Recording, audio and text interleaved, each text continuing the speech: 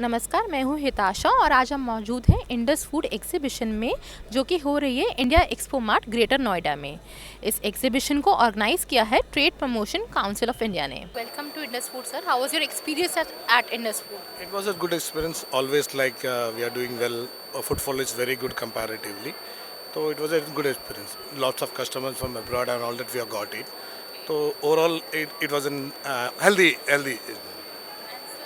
Tell me something about your product range.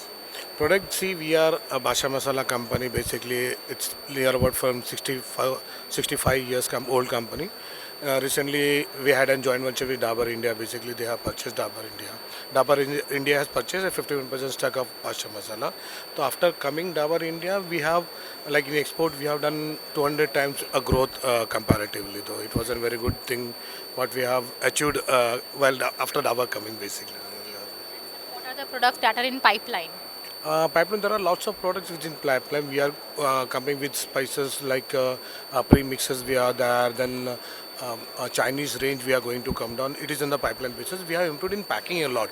After Dabur India came down here, but lots of packing has been changed. You can see the range of the packings which we have been implemented after coming Dabur basically.